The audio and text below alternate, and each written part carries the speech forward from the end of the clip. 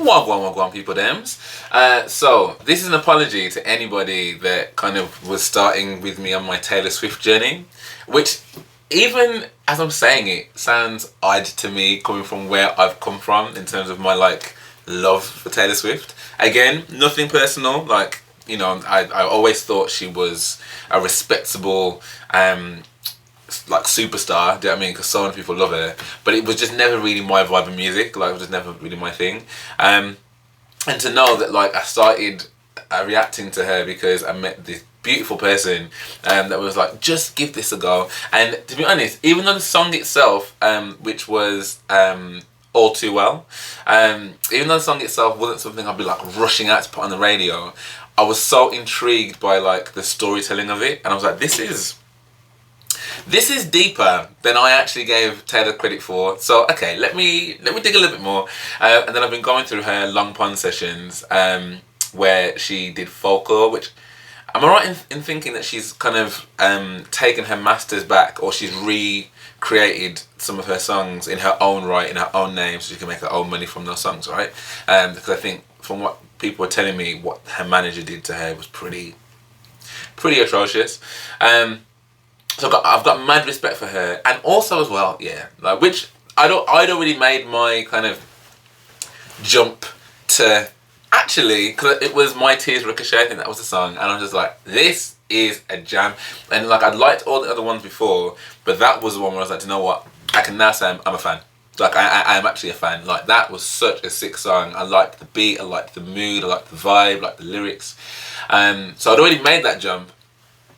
And then I realised that her and my bestie, Queen Bey, are also like besties and stuff, and like they've supported each other through like their, you know, they're both touring at the same time, and it's so mad, like how many people have tried to be like, oh, your fave could never, like with Beyonce in terms of Taylor and the other way around, and it's like, people, they're friends. So there's no competition needed. Do you know what I mean? Like, it's like, I love being part of the Beehive. Don't get me wrong, but sometimes I'm like, you're really creating drama where there just doesn't need to be any.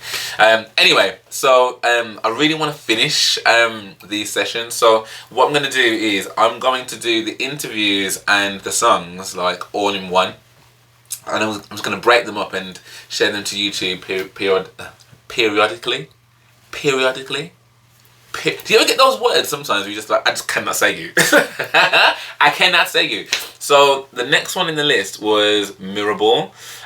So let's waste no time and let's dive straight in. So with the first lot, I didn't know there were interviews and stuff, but someone mentioned it in the comments. So I think I saw the one for My Tears Ricochet and then went into that. So we're all good.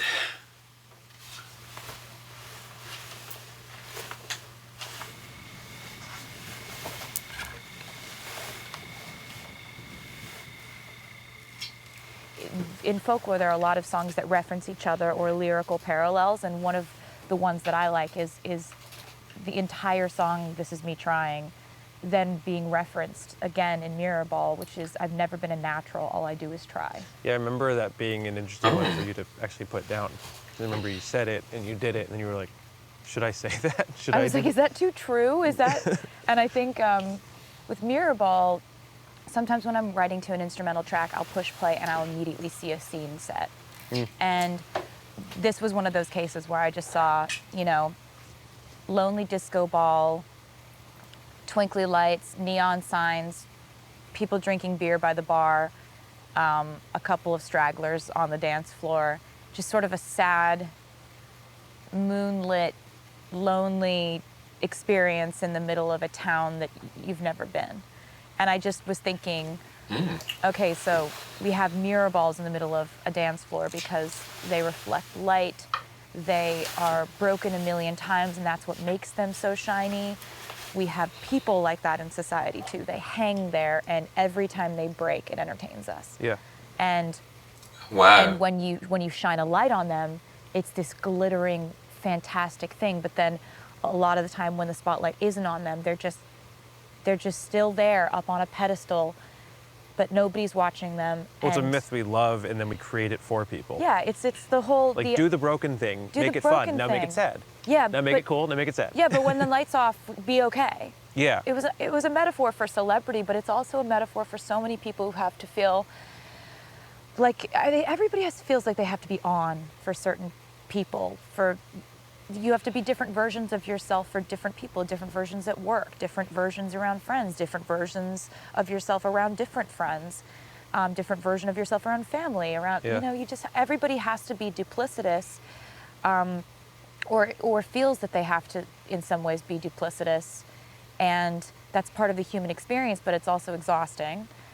And you kind of learn that every one of us has the ability to become a shapeshifter. Totally. But what does that do to us? And it also is the first time, and one of the only times that the time that we're living through was actually lyrically addressed.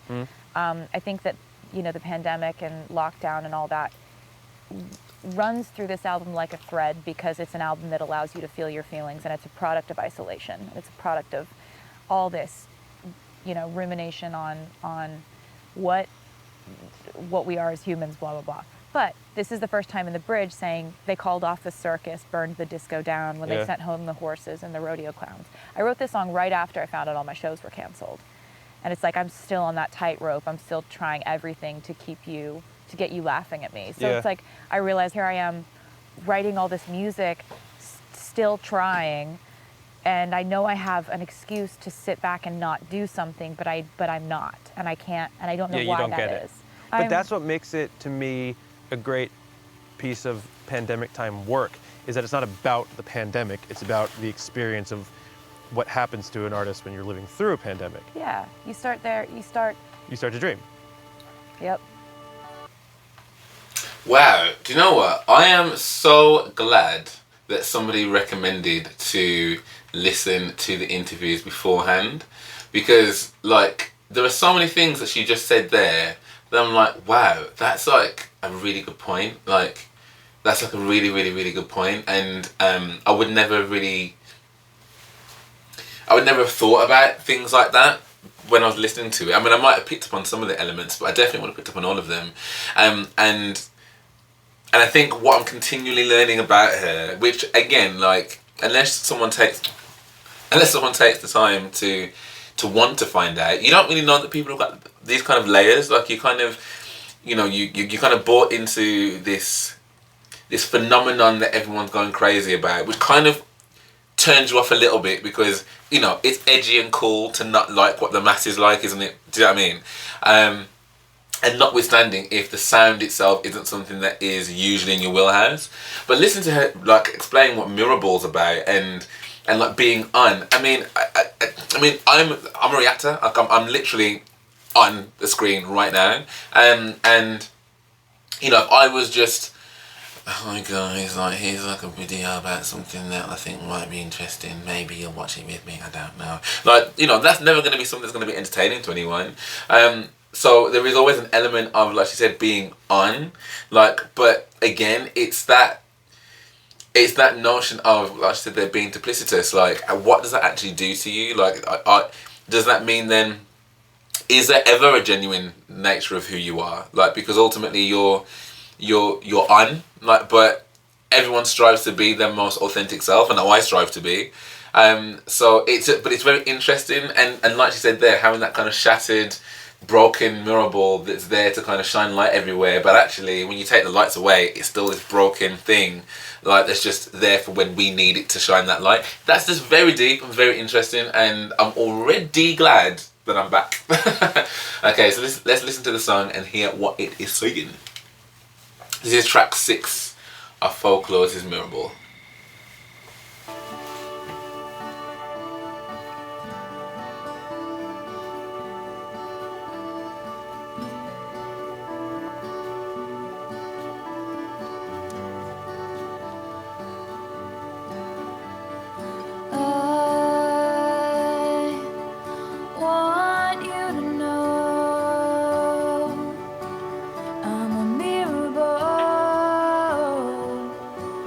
Show you every version of yourself tonight.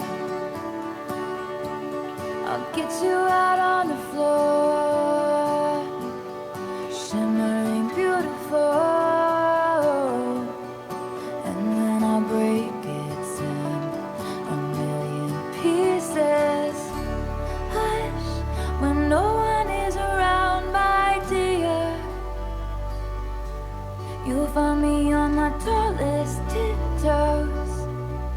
spinning in my highest heels, love, shining just for you. Hush, I know they said the end is near, but I'm still on my tallest tiptoes, spinning in my highest heels, love, shining just for you. I want you to know I'm a mirrorball. I can change everything about me to fit in you. I'm not like the regulars, the masquerade revelers, drunk as they watch my shattered edges glisten. Hush, when no one is around, my dear, you'll find me on my tallest tiptoes, spinning in my highest heels, love, shining just for you. Hush, I know they said the end is near, but I'm still on my tallest tiptoes, spinning in my highest heels, love, shining just for you. And they called off the circus, burned the disco down, when they sent home the horses and the rodeo clowns. I'm still on that tightrope, I'm still trying everything to get you laughing at me. And I'm still a believer, but I don't know why. I've never been a natural, all I do is try. I'm still on that trapeze, I'm still trying everything to keep you looking at me. Because I'm a mirrorball, I'm a mirrorball. I'll show you every version of yourself tonight.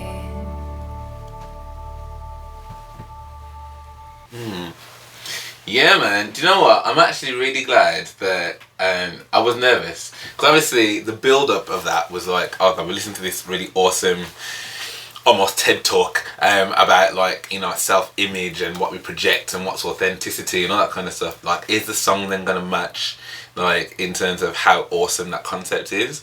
And I think for me it really did. Like, I liked the tempo of it, I liked the sound of the two guitars together, so the melody was quite cool, and again, I like how she sung this. If I'm really honest, I feel like my appreciation for this type of singing and this type of voice has really been helped by listening to people like Aurora, for example, like someone who, again, isn't necessarily someone that would have been on my radar beforehand, but it's helped me to kind of like look for other qualities, other types of singing that have qualities as well, and like she's got a really like lovely tone to I think I said this in one of my other videos. If I ever went to any kind of open mic and anybody was like singing like this on a song like this, I'd be like, who are you? So it's actually really awesome actually to kind of like, again, to spend time listening to her and just giving her the opportunity to like, because I think that's often what a lot of people do. Like, they just don't give things a chance. You know what I mean? Like, I don't like what I think of you. I don't like what, not you personally, but my perception of what I think your music is, it holds no validity to me, so I'm not gonna listen. But that was cool. That was really nice. And again, even listening to like bits of it, I think when she changed it, where she was like, you know, I will be, and I liked how she dropped it. So when she was like, when she's doing the chorus, she's like, I will be your mirrorball, and then she goes, I can be everything you want to be, or something like that. Basically saying that like I can be whatever you need me to be. But at the end, she was like, I can show you all the different sides of you, because I suppose it isn't just about one person. Like, we're all in that same boat. When she's talking about trying so much and like trying the trapeze and, you know, I do what I can to make you laugh. Like, there's many of us out there that are walking that tightrope of life and not like, perfect example. Like, I'm wanting to do this full time. Like, this is my goal. Like, this is my goal. I've got no idea whether that's going to work out. Do you know what I mean? Like, I'm potentially going to leave, like, you know, a full-time job, like, to go and do something that I am passionate about. But I don't know. Do you know what I mean? Like, and in the same vein, as someone that is, you know, trying to curate, like, you know, traffic and viewers and people that want to watch stuff, like, you know, I remember, in fact, the very first time that I realised that there are certain people that will come, well, the majority, I suppose, will come to your reaction videos because they're artists, not necessarily you. So it's, you run a risk. Like, you run a risk of being like, if you don't like something, that traffic of people may decide to be like, well, actually, And I've always said, if I'm going to do this, if that's the risk I run, I'm trying, yes, but, like, I'm going to just be authentic, because if I don't like it, I can't pretend. Do you know what I mean? Like, that's not fun to anybody. I couldn't do that. But I can imagine there's people out there that, you know, they're fake, like, oh my God, that's so amazing. And I could never do that. I could never do that. So I get what she means about trying and being on. And I think this song might be, I mean, I've not listened to all of the rest yet, but, like, this song, I mean, we're 16 minutes in and I'm still only one song. Like, this might be one of the ones that's probably my favourite, just in terms of the meaning, like, and actually what sits behind that in terms of the melody and how she sings it and stuff. But actually the meaning of what she's singing about is probably more important to me than what the actual song is saying. But it's a really lovely bonus that, like, the song sounds melodically nice. Do you know, does that make sense? I still think I liked the sound of My Tears Ricochet more so, but I think this, yeah, I really can feel this, and I wonder if there's many other people that can as well. So, okay, brilliant. So Mirrorball, we're loving that. So the next one on here is 7. Now I'm sure that people said that 7 was like a big deal for her, or something. Am I getting that mixed up with 5? That 5 or 7 is like a big track or something. I guess we'll find out. There it is, 7. With 7, the song, I was looking back on it, I've always wondered, when I see a kid throwing a massive tantrum in a grocery store, like, part of me was like, man, I feel you. Like, when did I stop doing that when I was upset? Like, when did I stop being so outraged that I would throw myself on the floor and throw the cereal at my mom? Well, it also doesn't stop, but where does it go? Yeah. Like that feeling, like, we're still having that feeling, but... Yeah, so the idea is, you know, please picture me before I learned civility. Like, I used to scream anytime I wanted. Obviously, you know, we can't be throwing tantrums all the time, and we learned that that's not the right thing to do. But there's something... Oh, it cut off early. Oh, that's frustrating. But I get the gist of what she's saying there, I suppose. I think, like, straight away, I guess my adult brain kicked in, and I'm just like, imagine, like, a grown person, like, if I tried to throw cereal at my mum today, well, just come along to my funeral tomorrow. Do you know what I mean? Because I am mad. I am absolutely mad. But I get the gist of what she's saying, that kind of, that carefree ability of being like, I am unhappy about this situation, and I'm going to use everything within me, right, every extremity to explain just how upset I am. But I guess the reason is because actually we have so many other ways in which to kind of express that, right? And ultimately, like, that id, that very much that early, like, psychological level of being able to, like, appreciate anything, like, it can't function anything else. You know what I mean? Like, so the only thing it can do, a child can do, is to, like, throw a hissy fit. But then they could throw a hissy fit of, you know, I've seen my friends' kids who are just like, oh, but I wanted to eat the crayon. And it's like, you will actually, like, die. So, I mean, you know, those kind of tantrums, we can't allow them. Do you know what I mean? So, okay, but let's see what the song's saying anyway. Please picture me in the trees. I hit my peak at 7 feet in the swing over the creek.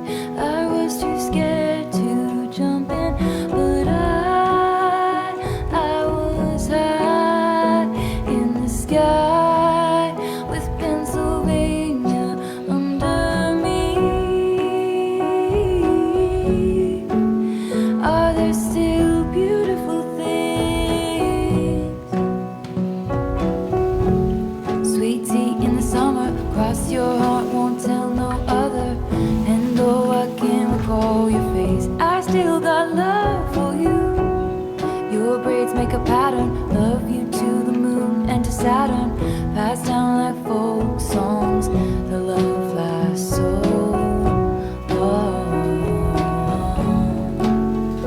She's really good with like her lows as well, right?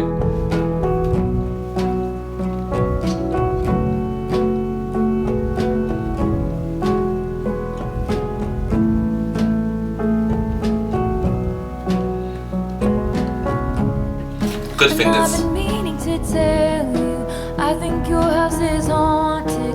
Your dad is always mad, and that must be why. I think you should come live with me, and we can be pirates.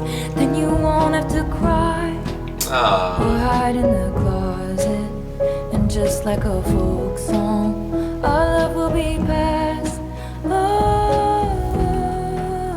Oh. Please picture me in the weeds before I learn civility.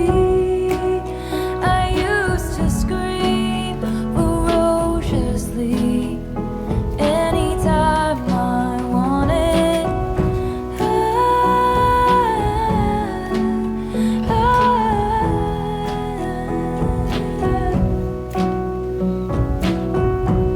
Sweet tea in the summer, cross your heart, won't tell no other. And though I can't recall your face, I still got love for you.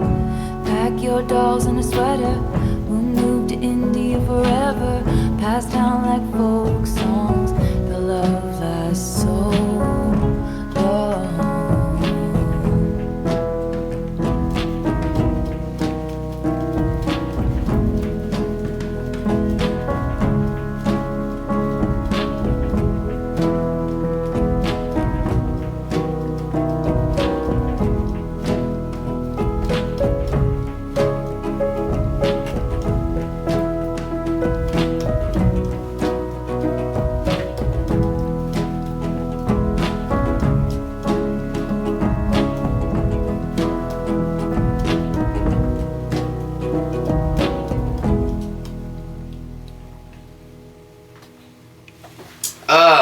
I really enjoyed that. Like, I actually got myself kind of carried away. It was like, oh, this sounds so ethereal. Like, I love when songs acoustic like this and kind of folksy, guitar-y, acoustic guitar-y. Like, I love when someone's voice is quite haunting. Like, and there were elements of that it was just so like pure, like really pure. Like that was really good. That was really, really good. I really enjoyed that. And actually listening to the song, like, it isn't just about let me just, feel what I feel irrespective of the consequences. It's more about like, remember that time before all these constraints about what we should or shouldn't do, and you could just feel. And actually that raw, like, imagine me in the weeds, like imagine us just being pirates, like imagine us just, not giving a damn about all this, like, all this political, social, like culture war-y bullcrap. Like, imagine just me and you in our purest forms without, kids aren't born with hate, kids aren't born with prejudice. You know what I mean? Like, they're not born with any of that rubbish. Like, I mean, all they see is the purest of things. And I suppose asking someone to see that and therefore see the love that we could have, like if you could just see it through those eyes, is actually like it's a really like powerful thing to say to someone. It's a powerful thing to even think about. Like, I never thought in a month of Sundays that I would have chosen to stay in on a Saturday night and I would be like theorizing over Taylor Swift and her lyrics. I never would have thought that. But again, I'm very content right now. Very, very, very, very, very content. Like, I liked that. And actually I liked that more than I thought I was going to when she initially was talking about what it means. So again, like, just keep an open mind and just see. So, okay, we like 7 too. So far, if I remember, I liked the one. I liked Cardigan as well. I don't think I liked The Last Great American Hero as much. I liked Exile, the one with Bon Iver. Matthias Ricochet, yes. And Mirrorball, yes. Seven, yes. So I mean, 6 out of 7. I didn't hate The Last American Hero, the Last Great American, but I didn't love it. So 6 out of 7. Okay, that's good. Okay, so now we're on to August. Okay, let's see. Let's find that.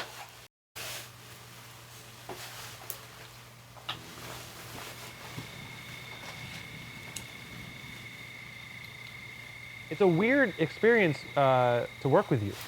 And now Aaron can understand it. No, I'm serious, because it's like, here's the song. Oh, wait, here's the bridge. Wait, here's a better bridge. Okay, now the perfect bridge.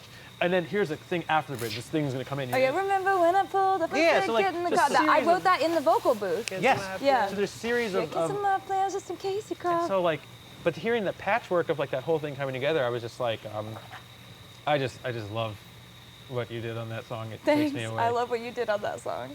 And I've been kind of in my head like calling the girl from August either Augusta or nice. Augustine. I've just been like naming her that in my head. Oh, that changes things for me, because she's written nameless to me, but now it's forever changed.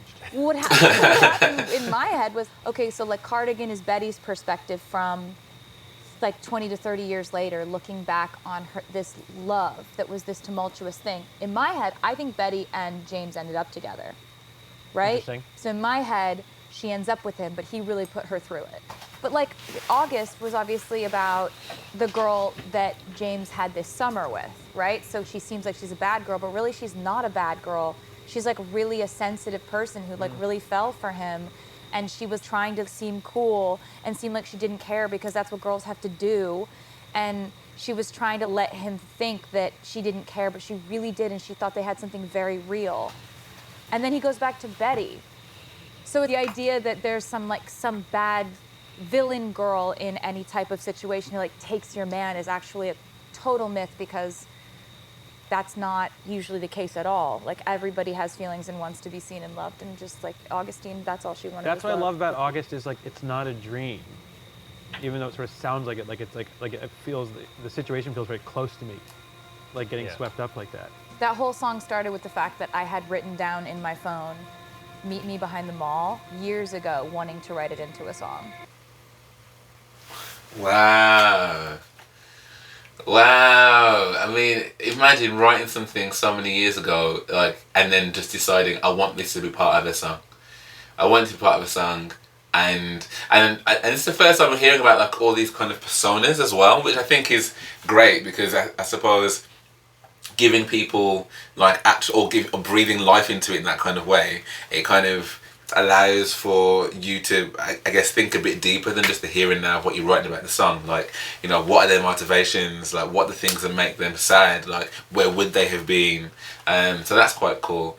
Okay, well, let's see. And again, interesting perspective when it comes to, you know, what most people would call a homewrecker. Like, you don't have to think about their feelings, but I think she's right in that, like, even a bad bitch, like, even, or like, you know, a dude that does the same, like, even they, well, you can't be sure. I'm sure there are some just sent from the nether realms of hell people that are just here just to mess up people's happiness, but in the vast majority of cases, it is likely that they also were sold some kind of dream, and actually their love and their heart and their feelings are also important. You know, would I be able to kind of sit back and be like, oh, you know, having been cheated on, could I be someone that could turn around to that person and be like, oh, actually, like, I feel bad for you? Well, let's see if this song will convince me. Salt air and the rust on your door. I never needed anything more. Whispers of, are you sure? Never have I ever before, but I can see it's lost in the memory. August slipped away into a moment in time, 'cause it was never mine. And I can see it's twisted in bed sheets. August sipped away like a bottle of wine, 'cause you were never mine. You're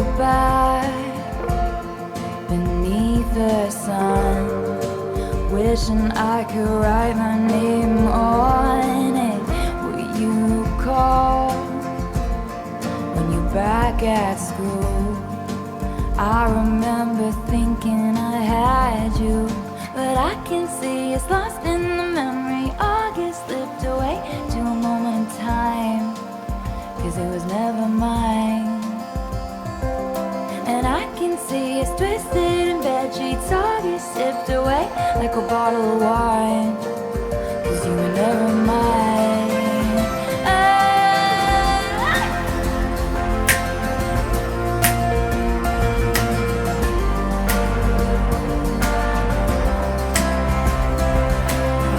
Back when we were still changing for the better, wanting was enough. For me it was enough to live for the hope of it all. Cancel plans just in case you call and say meet me behind the mall. So much for summer love and saying us, 'cause you weren't mine to lose. You were mine to lose.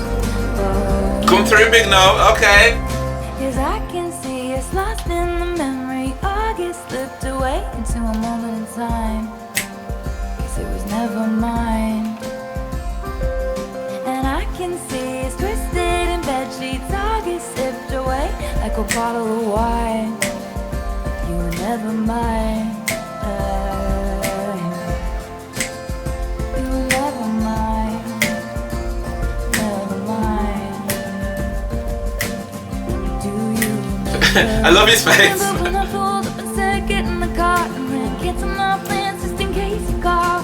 Back when I was living for the hope of it all, for the hope of it all. Meet me behind the mall. Maybe behind them all. And I cancel my plans just in case you call. Back when I was living for the hope of it all, hope of it all.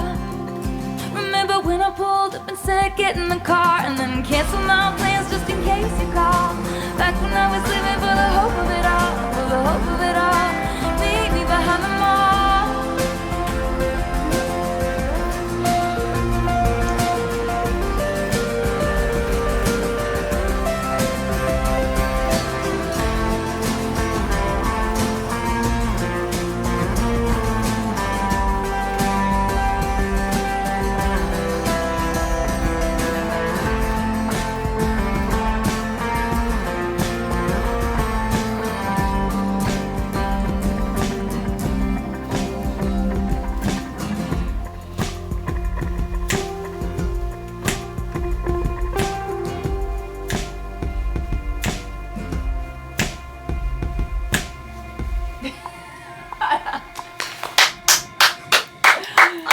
I like that. I am shocking myself song after song here because I would never have thought. I would never have thought. Do you know what? Like, you know, somebody had these, like, I know that this wasn't a dream or whatever else, but somebody did have those thoughts. Somebody was like, oh, I don't know what, like, you know, you were never mine. Do you know what I mean? Like, but it didn't stop me being like, you know, meet me at the back of the mall. Do you know what I mean? Like, hoping that maybe you could be mine. And I think there is something to say as well. As much as I joke, like, the blame really is firmly in the camp of the person that you're with. Like, you know, the other person may have gone after whoever you're with, but realistically, if the person that you were with was happy where they were and they were a decent person, there ain't nobody in the world that's gonna drag that person away from you. I mean, there ain't nobody. So, you know, realistically, maybe we could sit down and sing some kumbayas and shoulda, woulda, couldas, and I could put some, you know, put this song on and be like, you know, was this you? Did you want them to meet you behind the mall? I really liked that. I liked the beat of it. Like, it was kind of yeah, it had a bit of a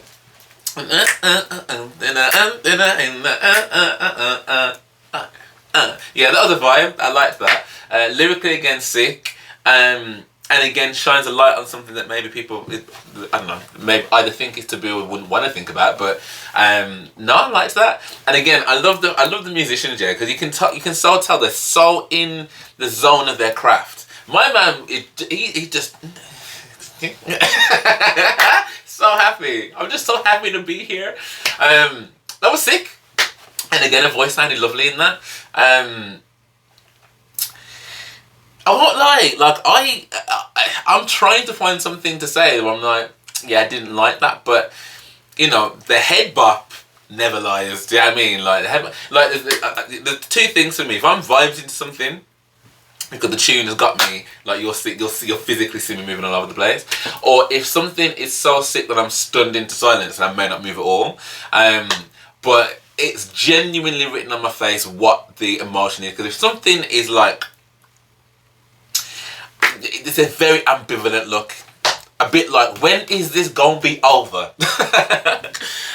Okay, so the next one, so we're halfway through now. So the next one is, right, okay, so in fact, actually, I'm gonna pause that there for now.